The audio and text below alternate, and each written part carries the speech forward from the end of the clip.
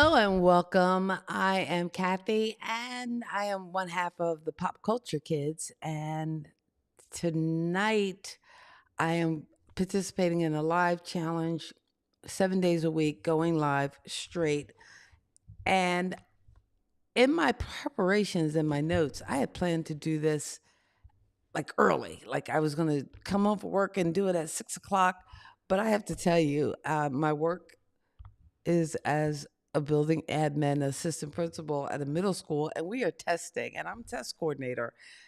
And quite frankly, I was exhausted. I came home and took a nap. That's old age for you. But in order to do this challenge, there is a project I'm working on for this summer, which is a 14 episode podcast featuring the music of Teena Marie, where I break down album by album. So actually, what I've been doing, or what I did yesterday to start off, was to kind of go a little behind the scenes, behind the groove, if you will. There are going to be so many like disgusting Tina Marie puns I'm going to be able to make throughout this podcast. So bear with me. Just go with the flow. We just thank you for being here. I had started off, and I'm going to do a screen share because I wanted to use this time of doing the live challenge with Ecamm and Pat Flynn to also work on kind of doing like a behind the scenes kind of work with me session.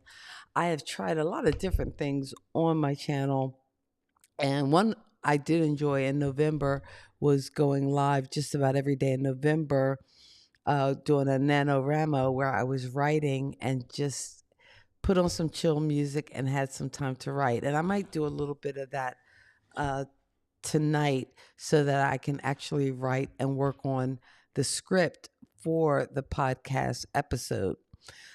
If you were with me yesterday, I talked about the four areas I wanted to cover on each episode of the podcast, where I'm kind of reviewing and previewing uh, the works of Teena Marie and her 14 albums, including Beautiful, which was released after her death in 2010. So the first album up is Wild and Peaceful. And if I can go to a screen share, I started with this, my kind of worksheet with my podcast notes that I'm going to kind of track my progress as far as um, what album I'm working on. So the first episode will be Wild and Peaceful, which was released on March 31st of 1979. Oh, that's going back in time. And I wanted to actually start writing the script, but I was a little stuck on the four areas that I'm going to work on. One is the point, which is some of the details. And again, in my internet research, I found that this album peaked at number 18 on the R&B charts and number 94 on the pop album charts. So not a huge success. The different tracks were the Wild Side, which was Sucker for Love, which was kind of Rick James giving the introduction to the world of Teena Marie. And again, if you have listened to any R&B radio in the 80s and even 90s and even now, if you catch the old school jams, Sucker for Love, definitely you can hear that one on the groove. Definitely if you have Sirius FM. Turning Me On, I always thought that was a weird one to be on this side because I thought the album was very thematic. In fact, one side was like the faster tracks, and Turning Me On, I think that might be the low key favorite because I'll get to that section in a minute. Don't Look Back is a remake, and again, she started on the Motown label. And if you know anything about Motown, if you heard anything ever about Motown, you know that they, in a heartbeat, will have artists record other artists' songs. In fact, one of the most famous examples of that is in Heard It Through the Grapevine. which I think Marvin Gaye recorded, but actually the first recording was Gladys Knight and the Pit. Well, they might not have even done it first, but there is the Gladys Knight and the Pips version, which honestly I think is my favorite version of Heard It Through the Grapevine. I know the singing raisins and everybody loves the Marvin Gaye version of Heard It Through the Grapevine, and it is classic and it is great. But I have to say, Gladys Knight and Pips version, I think that version is the better version. I'm just gonna die on that one. Also, the other cuts on the peaceful side are Deja Vu, I've Been Here Before, which is this like 7-minute opus that is, I think, classic Teena Marie. And if that's not on the greatest hits album, then it's not really a greatest hits album. It's just pretending to be. Then there's I'm Gonna Have My Cake and Eat It Too, which I think might be, maybe that's the one I'll make the low key favorite. Just with those saxophone riffs, and I mean that to me is the low key favorite. It has to be. It has to be. Uh, from Wild and Peaceful, I'm Gonna Have My Cake and Eat It Too, which is kind of the. Sorry, let me go back to the spreadsheet.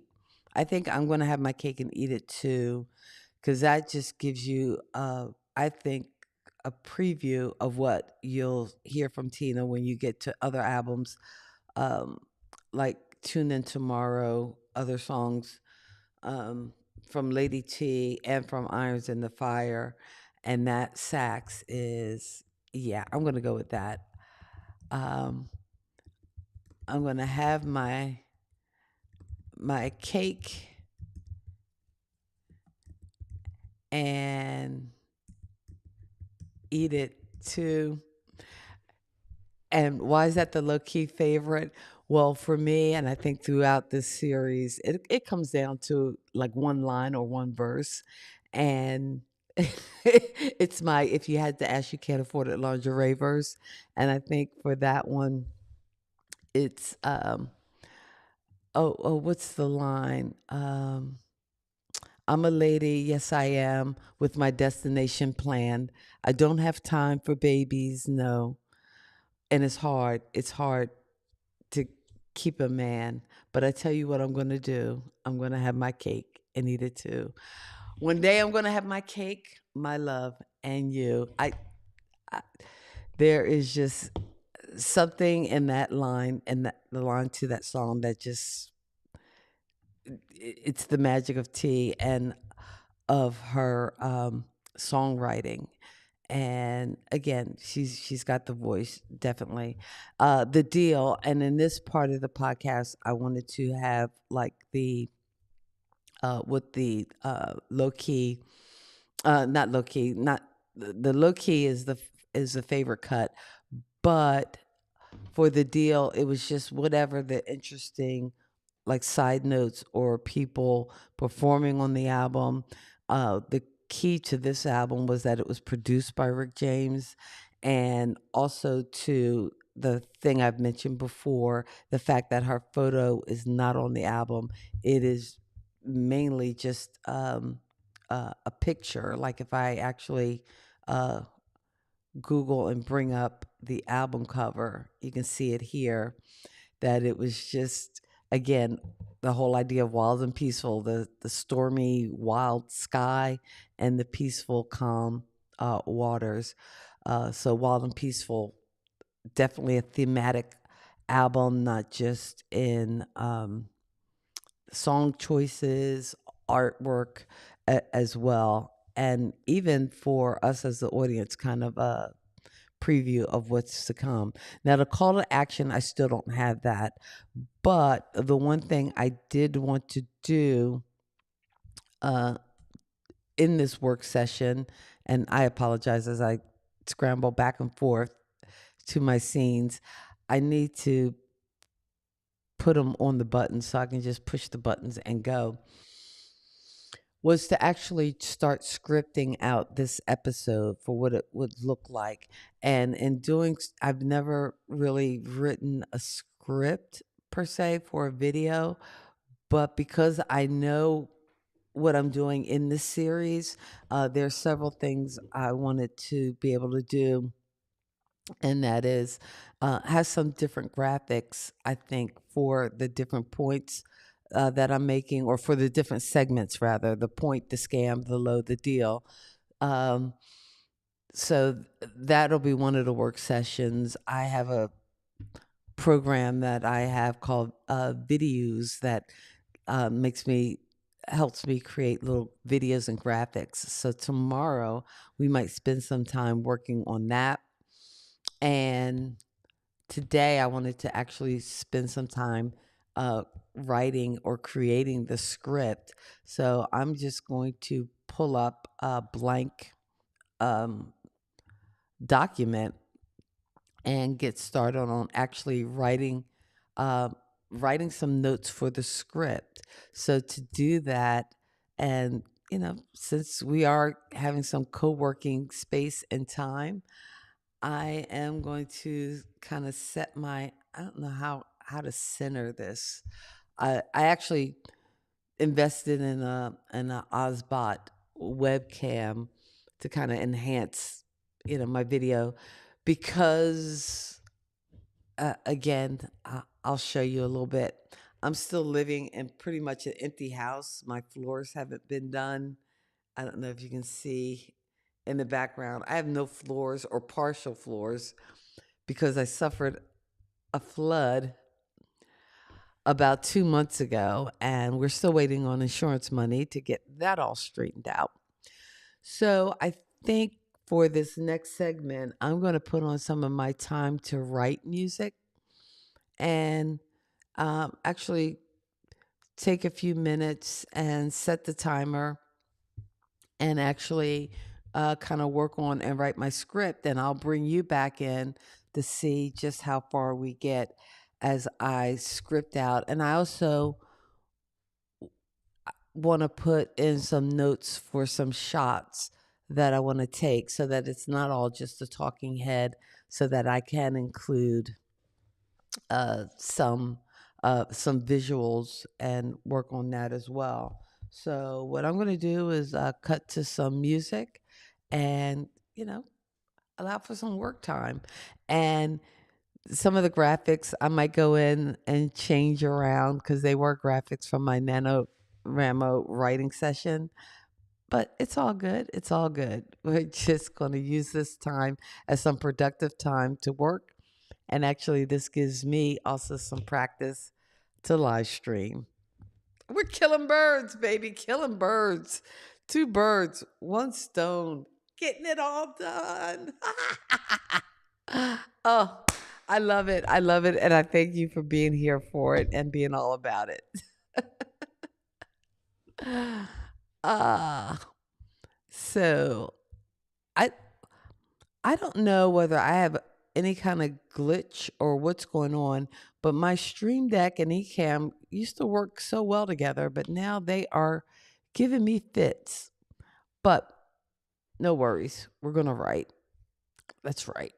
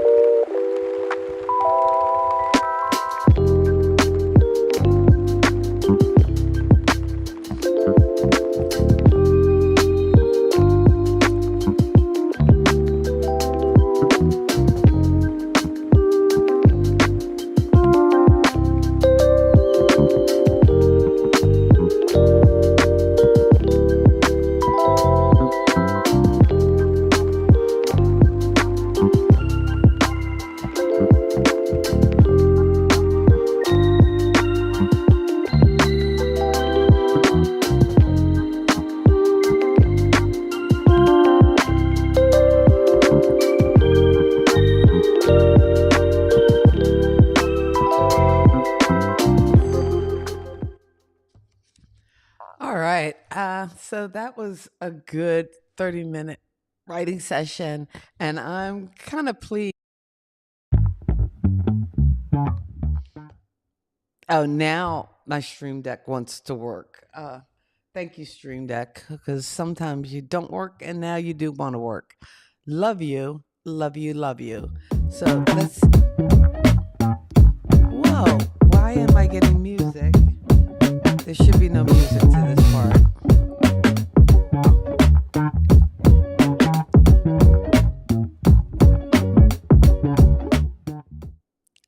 I have no idea why there is music in that scene. I just don't know. Uh, there should be no music in that scene. And for a simple screen share, what the heck is going on?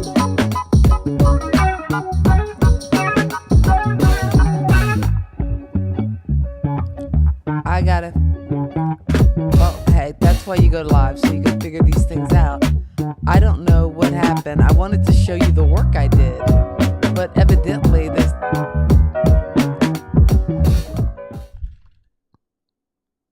the computer's having other thoughts. But that's okay. I'm just thankful for those who stopped in on this work session. 30 minutes to just kind of chill out and work. I wanted to be able to show you um, the work that I did get done, but I guess that's not going to happen. Nope, nope. I need to X that out. How do I get rid of that? Okay. But I was able to take from my spreadsheet of kind of filling out some of the points in my spreadsheet.